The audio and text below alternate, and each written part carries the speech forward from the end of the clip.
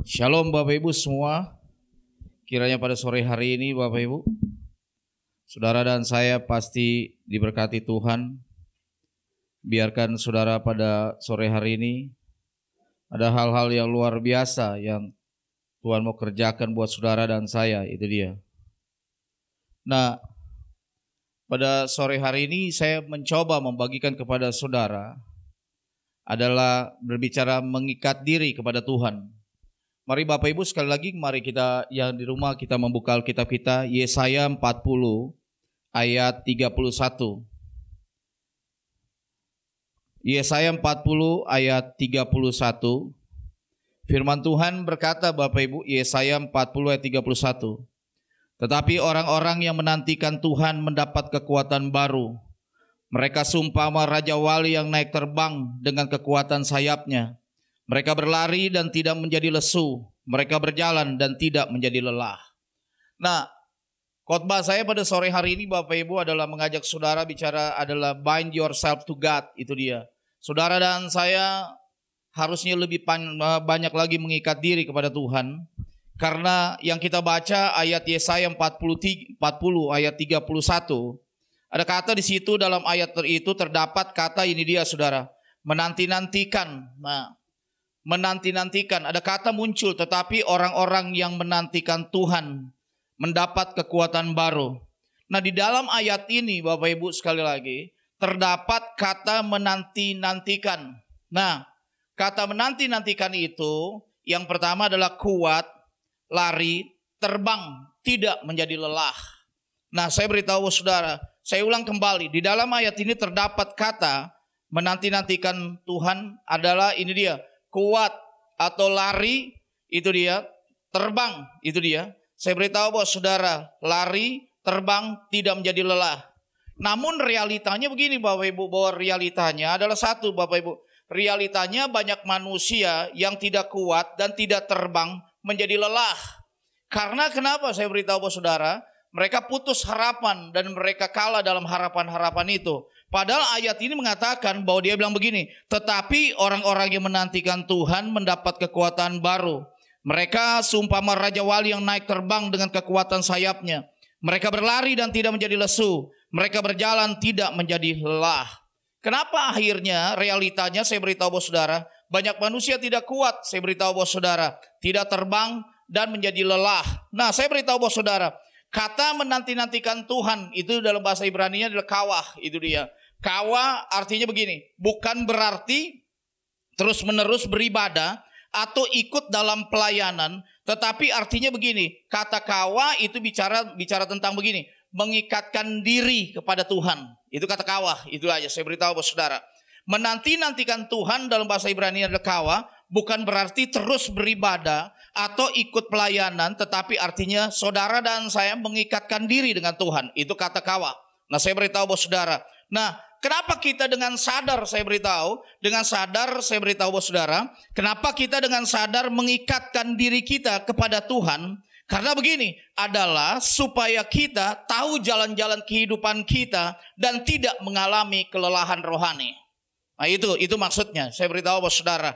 Nah, kenapa kita dengan sadar mengikatkan diri? Saudara dan saya mengikatkan diri kepada Tuhan. Karena kenapa? Adalah supaya saudara dan saya tahu jalan-jalan kehidupan kita dan tidak mengalami kelelahan rohani. Sehingga saya beritahu bahwa saudara, itu ada kata muncul begini.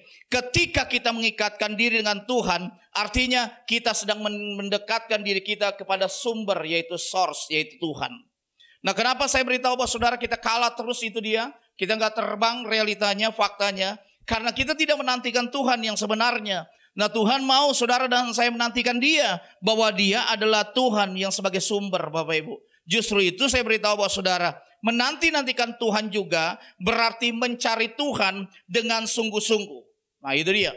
Saya beritahu bahwa saudara, menanti-nantikan Tuhan juga berarti mencari Tuhan dengan sungguh-sungguh. Saudara dan saya di tahun 2021 itu dia. Kita punya perjalanan masih panjang, saya beritahu bahwa saudara, masih panjang sekali. Ada beberapa hari di tahun 2021.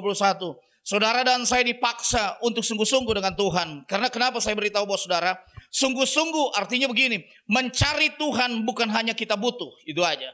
Mencari Tuhan bukan karena kita butuh. Karena kenapa? Bukan hanya kita sedang ada perlu. Karena kenapa? Tuhan, saudara, saya beritahu bahwa saudara, Dia lebih butuh kepada kita. Justru itu saya beritahu bahwa saudara, ada kata yang muncul di sini luar biasa. Menanti-nantikan Tuhan juga berarti mencari Tuhan dengan sungguh-sungguh. Nah, saya beritahu bahwa saudara, sungguh-sungguh artinya mencari Tuhan bukan hanya kita perlu atau kita butuh. Makanya begini Bapak Ibu, tetapi, saudara catat di rumah, tetapi sungguh-sungguh berarti berharap kepada Tuhan. Nah, saya beritahu bahwa saudara sekali lagi, kata sungguh-sungguh itu artinya, kalau kita sungguh-sungguh berarti kita berharap kepada Tuhan.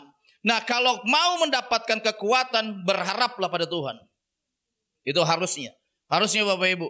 Nah, kalau mau tidak menjadi lesu, saya beritahu bahwa saudara, tidak mau menjadi lesu, berharap pada Tuhan. Kenapa saya beritahu bahwa saudara kita nggak terbang? Itu dia, karena kita tidak menantikan Tuhan yang sesungguhnya. Kita cuma bisa menyanyi lagu rohani, kita bisa baca firman Tuhan, tapi sulitnya menghidupi. Karena faktanya begini di lapangan, bahwa kehidupan kita, saudara dan saya punya tekanan masing-masing. Justru itu tidak melampaui kapasitas Tuhan. Saya beritahu, karena Tuhan tahu kapasitas saudara. Nah, kalau mau berjalan dan tidak menjadi lelah, berharaplah kepada Tuhan. Saya beritahu saudara, kalau saudara mau berjalan tidak menjadi lelah, berharap kepada Tuhan. Ketika kita sungguh-sungguh mencari Tuhan, maka kita akan berjalan di tanah yang bagus. Saya beritahu bahwa saudara, kita akan berjalan di tanah yang bagus. Saya beritahu bahwa saudara, karena kenapa? Saya beritahu bahwa saudara, kata yang muncul kekuatan, saudara lihat di Yesaya 40 ayat 31 kembali. Tetapi orang-orang yang menanti-nantikan Tuhan mendapatkan kekuatan baru. Nah, saya beritahu bahwa saudara, kata kekuatan baru itu kata kekuatan. Kata kekuatan dalam bahasa Ibrani-nya koha, itu dia. Kata kekuatan koha adalah Tuhan akan memberi kepada kita watak dari dasar kekuatan. Nah, itu artinya. Saya beritahu bahwa saudara, Tuhan akan memberi kepada kita watak dasar dari kekuatan, tidak akan memberi kekuatan sisa dan kekuatan remah-remah untuk menjalani hidup. Jadi Tuhan gak pernah kasih yang sisa. Tuhan tidak memberikan sesuatu, saya beritahu, memberikan kekuatan remah-remah untuk menjalani hidup. Enggak. Tuhan dia kasih beri kekuatan kepada saudara, itu luar biasa, double porsi. Makanya saya beritahu bahwa saudara, kekuatan baru. Nah, saya beritahu saudara, setiap hari harusnya saudara dan saya adalah begini, menanti-nantikan Tuhan, itu dia. Amin. Menanti-nantikan Tuhan artinya Tuhan akan memberi kita intisari kekuatan.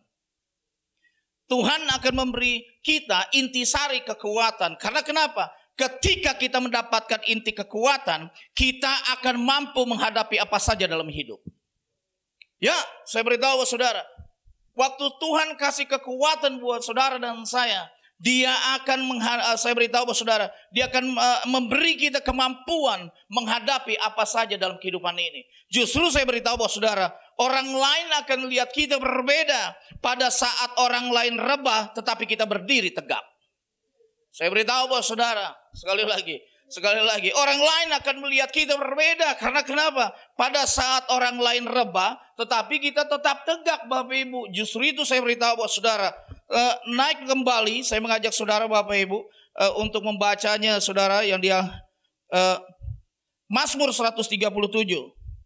Mazmur 137 ayat 1 sampai 9. Mazmur 137 ayat 1 sampai 9. Firman Tuhan katakan di Mazmur 137 ayat 1 sampai 9. Di tepi sungai-sungai Babel, di sanalah kita duduk sambil menangis.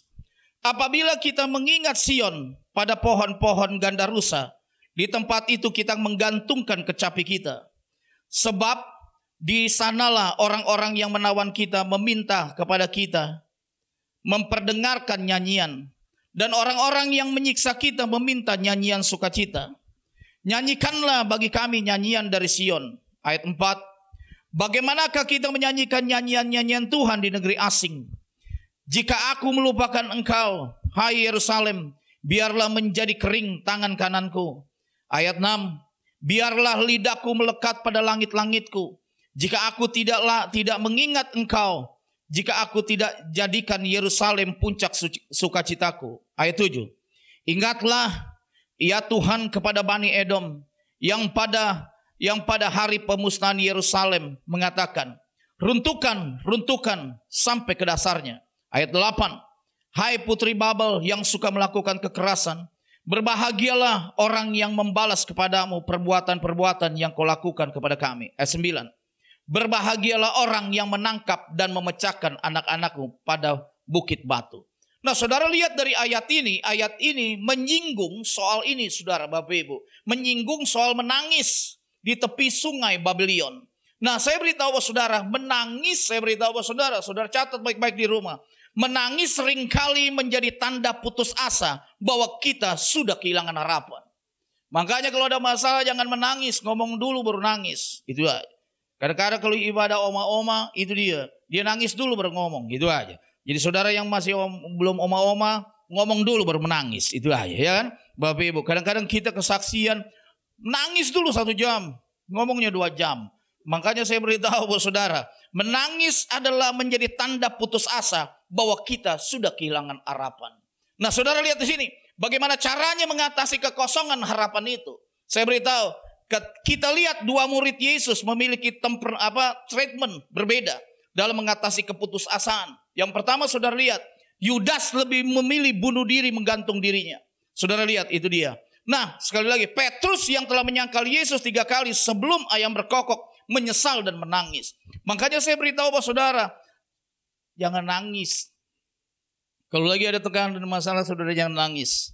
Saudara belajar senyum itu aja. Karena kenapa? Itu orang yang banyak nangis itu orang-orang yang tanda putus harapan, itu aja. Jadi saya beritahu bahwa saudara, kalau saudara tertawa terus, senyum terus, saya beritahu orang gak tahu saudara punya masalah dan sakit penyakit, itu aja.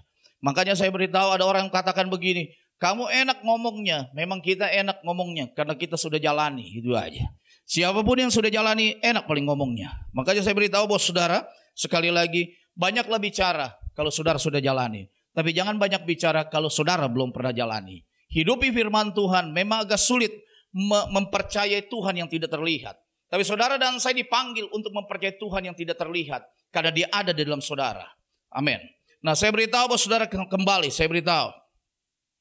Kunci yang tadi itu, nah saya beritahu bahwa saudara, kata koha itu dia. Sekali lagi muncul di situ. Sekali lagi saya beritahu bahwa saudara, kata koha berarti kemampuan untuk beradaptasi dengan kehidupan. Nah, makanya saya beritahu bahwa saudara, sekali lagi kata koha itu kekuatan. Kekuatan juga berarti kemampuan untuk beradaptasi dengan kehidupan. Seperti bunglon, saya beritahu bahwa saudara yang beradaptasi dalam lingkungan. Makanya saya beritahu bahwa saudara, jangan menangis, saya beritahu bahwa saudara, tetap semangat, tetap lihat ke depan, tetap percayai bahwa Tuhan punya pengharapan buat saudara dan saya. Nah, saya beritahu bahwa saudara, kita akan menyesuaikan diri dengan kebiasaan dalam kehidupan. Ciri-cirinya apa Bapak Ibu? Ciri-cirinya kalau kita mampu menyesuaikan diri dengan kehidupan, itu trademarknya, ciri-cirinya begini Bapak Ibu. Tidak berbantah-bantah dengan Tuhan. Itu. Saya beritahu bahwa saudara. Sekali lagi saya beritahu bahwa saudara. Kita akan mampu menyesuaikan diri dengan kehidupan. Trademarknya, ciri-cirinya yang pertama adalah tidak berbantah-bantah dengan Tuhan. Yang kedua, tidak suka bersungut-sungut dengan Tuhan. Yang ketiga saya beritahu, tidak iri hati.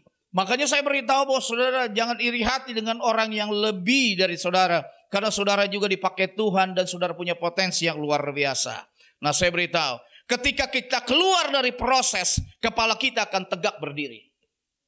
Saya beritahu saudara, waktu kita keluar dari proses, kita akan keluar dengan kepala tegak berdiri Bapak Ibu. Artinya saya beritahu bahwa saudara, jangan kasih kesempatan iblis intimidasi saudara. Karena saudara dan saya punya Tuhan yang kuat. Makanya saya beritahu bahwa saudara, mari kita buka Alkitab saudara di rumah. Matius 11 ayat 28, 29, 30. Matius 11 ayat 28. Saudara lihat di sini Yesus berkata, itu dia. Saudara, Matius 11 ayat 28 sampai 30. Firman Tuhan katakan, marilah kepadaku semua yang letih lesu dan berbeban berat. Aku akan memberi kelegaan kepadamu. Pikulah kuk yang kupasang dan belajarlah padaku. Karena aku lemah lembut dan rendah hati.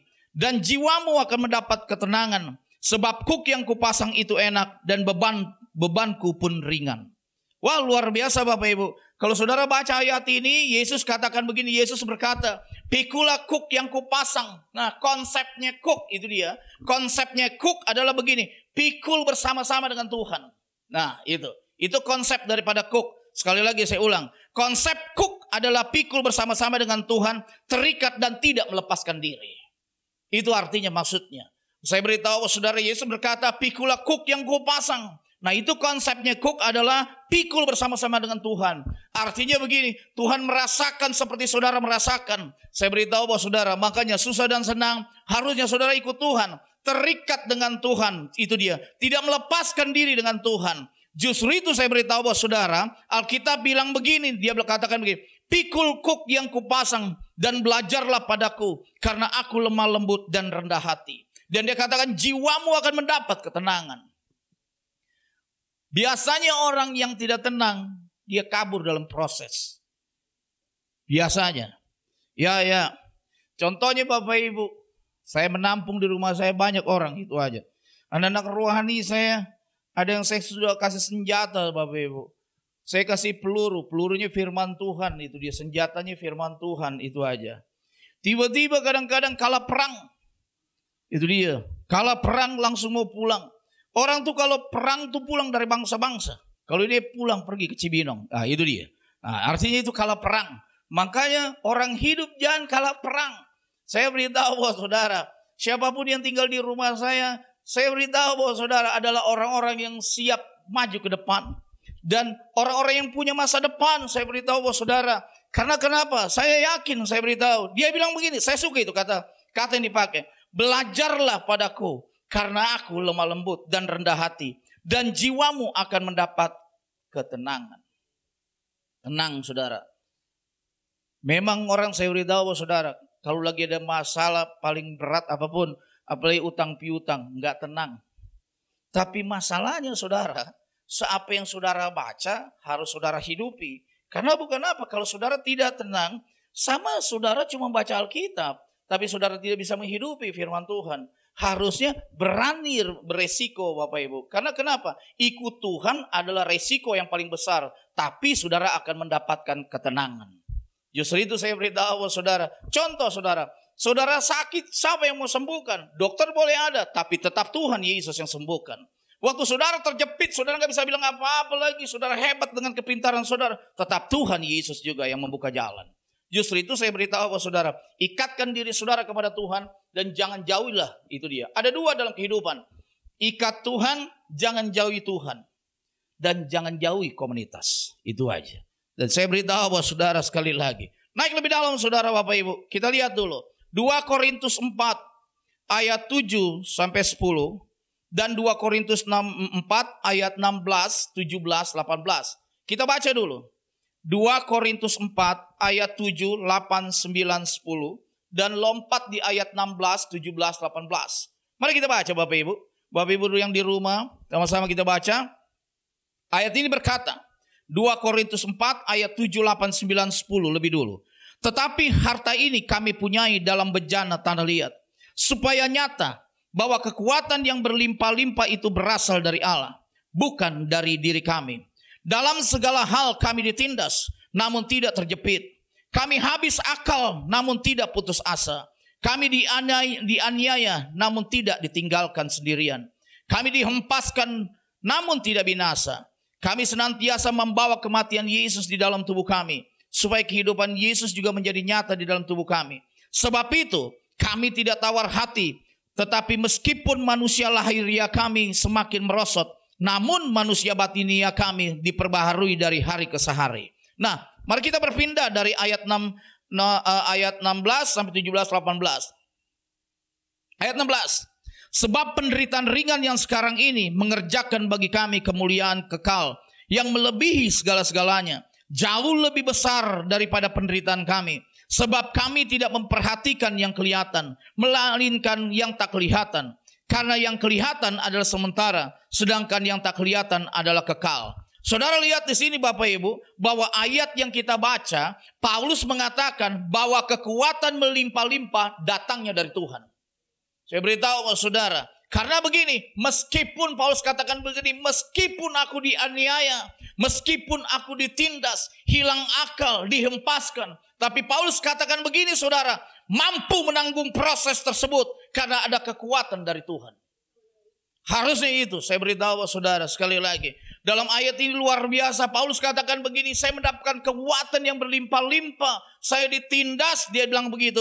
Saya dianiaya, saya hilang akal, dihempaskan. Tapi Paulus katakan di sini, mampu menanggung proses tersebut karena adanya kekuatan dari Tuhan. Nah, saya suka ayat ini. Sebab penderitaan ringan yang sekarang ini mengerjakan bagi kami kemuliaan yang kekal, yang melebihi segala-segalanya. Jauh, di situ ada kata jauh. Jauh lebih besar daripada penderitaan kami. Wah, luar biasa.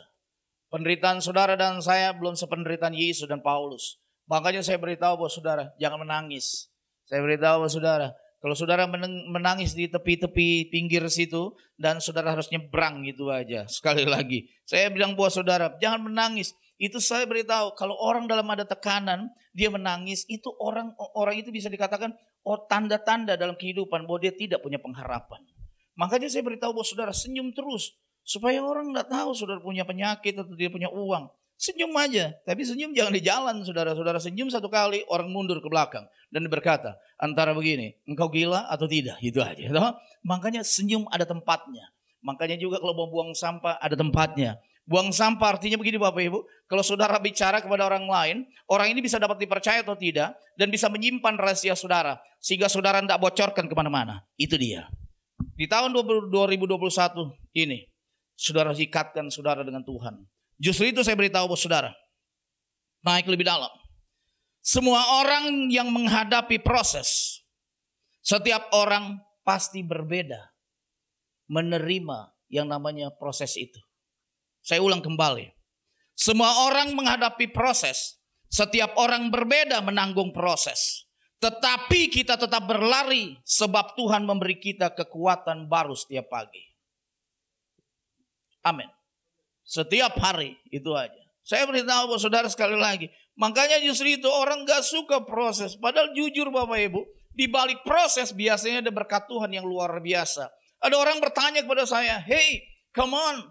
You ngomong dari atas mimbar. Saya udah bertahun-tahun Pak di proses. Memang harus saya beritahu bahwa saudara. Tidak ada orang yang mau instan. Saya beritahu bahwa saudara. Ikut Tuhan itu harus lewati dulu pelan-pelan. Tidak ada yang saudara langsung dari kecil langsung jadi besar. Dari bawah langsung naik besar. Tidak. Tuhan saya beritahu bahwa saudara setiap perkara kecil Tuhan kasih yang luar biasa di perkara besar. Justru itu saya beritahu bahwa saudara. Semua orang menghadapi proses. Setiap orang berbeda menanggung proses. Saya ulang kembali. Tetapi kita berlari sebab Tuhan memberi kita kekuatan baru setiap hari. Amin saudara. Makanya saya beritahu bahwa saudara. Mari saya beritahu bahwa saudara. Kuncinya saya beritahu bahwa saudara. Seringkali ini dia, kenapa kita tidak mau diproses? Karena kita berpikir bahwa begini, waktu diproses gak enak. Kita berpikir bahwa ikut Tuhan tidak ada harapan. Catat baik-baik di rumah. Seringkali kita kehilangan harapan karena sesuatu dalam hidup terjadi tidak sesuai dengan harapan kita. Haleluya. Bapak Ibu sekali lagi, saudara pelan-pelan catat baik-baik. Seringkali kita kehilangan harapan karena sesuatu dalam hidup kita terjadi tidak sesuai dengan harapan kita. Namun saya beritahu bahwa saudara, jangan putus asa. Saya beritahu, jangan putus asa. Dan jika Anda kehilangan harapan, Anda harus bangkit kembali dan mencarinya.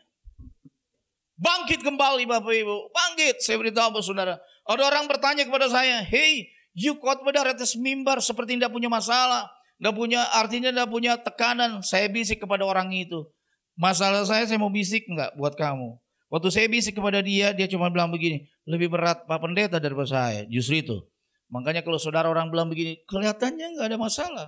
Enggak ada tekanan. Bisik kepada dia masalah saudara. Jangan saudara keras-keras. Bisik sama dia. Bisik sama dia. Karena waktu saudara membisik. Itu dia akan mendengar bahwa saudara punya tekanan lebih tajam. Itu dia. Akhirnya saudara bisik lagi. Waktu saya ditekan, saya bisikkan kepada kamu. Karena saya belajar dari Tuhan. Bilang begitu. Saya bisik kepada kamu. Bilang begini. Waktu saudara bisik di telinga mungkin orang yang bicara. Bilang begini, tetap kuat. Karena saya saja sebenarnya gak kuat. Tapi karena ada Tuhan saya kuat. Amin saudara. Makanya saya beritahu bahwa saudara. Ini kuncinya saudara. Justru pada saat tak ada harapan, di situ muncul yang namanya kasih karunia. Waktu tidak ada harapan muncul kasih karunia. Karena kenapa Bapak Ibu? Kasih karunia Tuhan itu seperti tanda atau rambu-rambu. Saya beritahu saudara, seperti tanda atau rambu-rambu merah, seperti lampu merah, saat kita akan melakukan sesuatu yang gila, akibat hilang pengharapan, di situ Tuhan hadir. Ya, saya beritahu saudara, catatlah baik-baik saudara, sekali lagi Bapak Ibu. Saudara nonton baik-baik pelan-pelan, karena ini gratis, saya beritahu saudara, ya kan? Nah, artinya saya beritahu saudara, nah ini dia, saya beritahu buat saudara, Mazmur 137 yang kita baca, itu menulis bahwa ada tentang begini, pada pohon-pohon gandarusa, di tempat itu kita menggantungkan kecapi kita. Nah, saat kita kehilangan harapan, kita menggantung kecapi sesuatu yang lebih kuat seperti pohon gandarusa. Gantungkan Tuhan di situ. Saya beritahu saudara, gantungkan. Saya beritahu saudara, saudara catat baik-baik di rumah. Harapan adalah pertahanan terakhir. Ketika iman sudah mati dan cinta sudah tidak ada lagi, satu-satunya yang tidak dapat dikalahkan oleh dosa adalah kasih karunia dan anugerah. Saya ulang kembali, harapan itu adalah pertahanan terakhir saudara dan saya. Ketika iman sudah mati dan cinta sudah tidak ada lagi, satu-satunya yang tidak dapat dikalahkan oleh dosa adalah kasih karunia atau anugerah. Makanya dia bilang begini, Anda tak bisa belajar anugerah di sekolah Alkitab, tetapi saudara bisa belajar tentang anugerah dan proses di komunitas. Datanglah ke komunitas. Makanya orang yang pergi dari komunitas seperti Adam dan Hawa, dulu sebelum jatuh dalam dosa, Adam dan Hawa itu bergaul, berkomunitas dengan Allah. Tapi gara-gara Adam agak sombong sedikit dan dia bikin dosa, dia kabur. Makanya saya beritahu bahwa saudara jangan lari dari Tuhan, jangan lari dari komunitas, jangan-jangan suka lari dari bapak rohani, ibu rohani. Bahaya itu. Itu dia. Haleluya. Itu dia. Makanya jangan nangis, saudara. Saya sering temukan laki-laki apa aja menangis. Kalau wanita menangis biasa. Tapi ada wanita yang baru tegur aja menangis. Nah itu lebih bahaya. Harus kuat itu aja. Harus kuat. Makanya saya beritahu saudara. Kita cenderung untuk merelate itu dia dengan orang-orang yang memiliki luka yang sama. Makanya saya beritahu bahwa saudara. Orang yang punya kepahitan. Tidak dibereskan. Kemanapun dia akan bawa kepahitan. Justru itu saya beritahu bahwa saudara harus bereskan supaya saudara gak kepahitan. Tahun 2021 adalah tahun kemanisan, bukan tahun kepahitan. Iya. Semuanya serba manis, itu aja. Terlebih manis lagi, itu kena gula ke saudara. Nggak mau lawan, nggak kena gula, itu aja. Makanya saya beritahu bahwa saudara sekali lagi. Selama kita mengikatkan diri kepada Tuhan, maka kekuatan, kemampuan itu, saya beritahu saudara, nggak enak ini dengarnya. Saya ulang kembali. Selama kita mengikatkan diri kepada Tuhan, maka kekuatan, kemampuan, bunglon ada dalam kita. Kita akan mampu menghadapi proses Bapak Ibu. Itu yang Paulus katakan di ayat 16. 2 Korintus tadi ayat 16. 2 Korintus 4 ayat 16. Saudara lihat di situ. Kami tidak tawar hati. Makanya saya beritahu bahwa saudara waktu saudara punya masalah penderitaan dan tekanan, saudara jangan tawar-tawar dengan Tuhan. Saudara percaya bahwa begini, Tuhan buka jalan, Tuhan beri pengharapan. Karena benteng terakhir dari iman adalah harapan. Itu dia. Makanya ada lagu tuh, harapanku, itu dia. Makanya saya beritahu bahwa saudara, saya juga punya teman pemain keyboard. Namanya harapan Bapak Ibu. Harapan. Makanya waktu kalau kita khotbah harapan, kita lagi khotbah saudara dia di belakang kita. Karena dia namanya harapan, dia langsung nyaut saudara, nyambung connect. Ada apa Pak? Itu dia. Padahal harapan itu aja ya kan. Makanya saya nggak mengarang-arang. Benar ada pemain keyboard namanya harapan. Justru itu paling enak yang namanya harapan. Selalu di mana-mana orang akan nyanyi harapanku. Wah itu dia. Saya beritahu saudara, dinyanyikan namanya. Makanya di Natal-Natal orang menamakan anaknya namanya Noel. Itu paling enak tuh. Dinyanyikan seluruh dunia. Noel, Noel. Nah itu enak saudara. Iya lebih bagus namanya Noel daripada nama Doni gitu aja. Enggak disebut itu aja. Nama Noel tuh sebut di mana aja. Itu aja. Makanya saya beritahu saudara. Waktu Tuhan proses saudara. Saudara harus keluar dari proses dan taruh kepala, tegak berjalan. Dan sore hari ini saya beritahu bahwa saudara, saya tidak panjang lebar untuk berbicara pada sore hari ini. Tapi saya katakan kembali, saya beritahu bahwa saudara, peganglah ayat Yesaya 30 ini. Yesaya 40 ayat 31 Bapak Ibu. Saya ulang. Tetapi orang-orang yang menanti-nantikan Tuhan mendapat kekuatan baru. Mereka seumpama raja wali yang naik terbang dengan kekuatan sayapnya. Mereka berlari dan tidak menjadi lesu. Mereka berjalan dan tidak menjadi lelah. Saudara dan saya dipanggil untuk tidak tetap jalan dan tidak lesu. Sekali lagi, saya percaya. Saya katakan bahwa ayat ini saudara tangkap baik-baik. Saya tutup khotbah saya.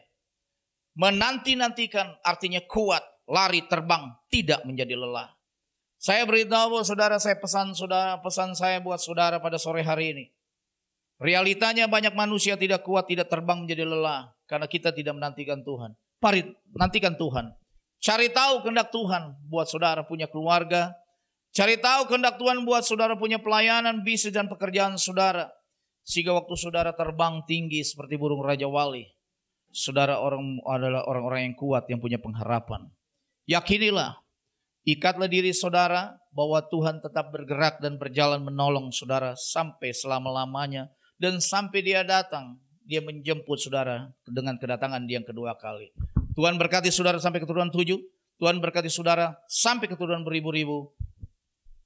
Selamat sore, Tuhan berkati.